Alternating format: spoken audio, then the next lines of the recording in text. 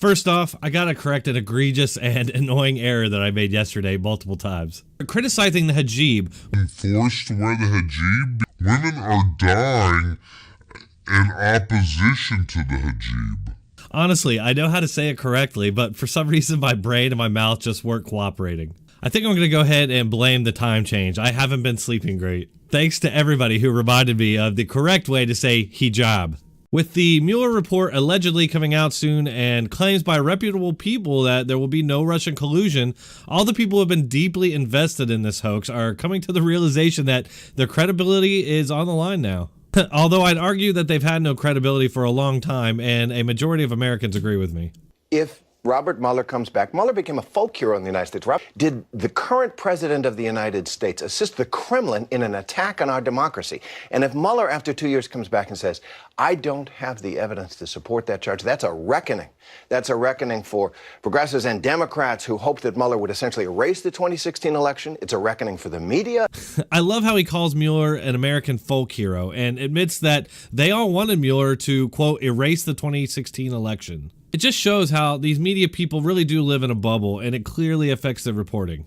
And it has clearly affected the harpies at The View, who don't care if there's any Russian collusion or not, they still want to erase the 2016 election. The reason why they're freaking out is obviously because Pelosi came out and said that she didn't think Trump was worth impeachment, and it's up in the air if she's scheming some other plan or if she's just in on the fact that there's no Russian collusion in this Mueller report.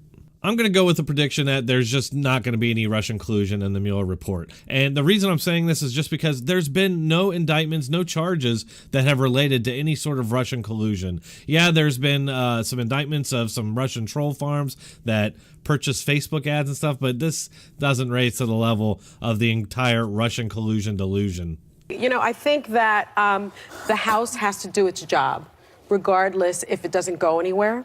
And I think, you know, we all know that when you impeach a president, the House votes to impeach, but then the trial is held by the Senate. And because the House is run by Democrats, the House would likely impeach if they find high crimes and misdemeanors. Right. The Senate would never convict him. Not at this point. At this point. I don't think at any point, honestly, because I think it's so partisan right now. So the Republicans are in charge of the Senate. Okay, now, first off, I just want to point out how Hostin claims that she doesn't think the Republican Senate would impeach Trump because it's so partisan now. Okay, so clearly Hostin is either low information or she just chose not to inform reviewers that Bill Clinton was never actually impeached because he was acquitted of both charges by the Democrat-controlled Senate. Frankly, I think there is partisanship. I mean, obviously there's partisanship, but the Senate would not vote to impeach Trump because he's done nothing wrong and there's been no crimes.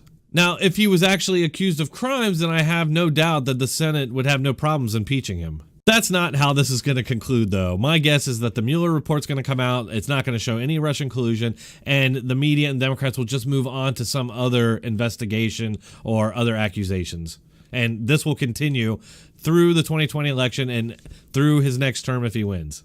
But that doesn't mean that the House shouldn't do its job and make sure that the people of the United States feel confident that at least one branch will do the job. So why is impeachment of Trump the House's job? You can't impeach a president just because you can't deal with the fact that you lost the election. No doubt, if they could, and they did, the minute Republicans traded places and tried to do the same thing, the media and Democrats would most certainly cry foul. I also fail to see how impeaching a president for no reason other than the fact that he beat you in the election will inspire any confidence in the American people outside the mentally disturbed left. It would no doubt solidify divisions and continue the erosion of confidence in American institutions. We are not going to impeach Donald Trump over paying hush money to a stripper. Now, if we find out that he's compromised by Russia, that he's a Russian asset, I assure you that falls under the something compelling and overwhelming. For fuck's sake, these people are completely deranged. They actually believe that Trump is a Russian agent working for Putin to overthrow the United States. In any other case, this claim would be treated as an insane conspiracy theory, but since it's being used to take down a Republican president who wasn't supposed to win the election, it's given credibility by the media. Honestly, which is crazier, that Trump is a secret Russian agent or that Obama's birth certificate is a fake?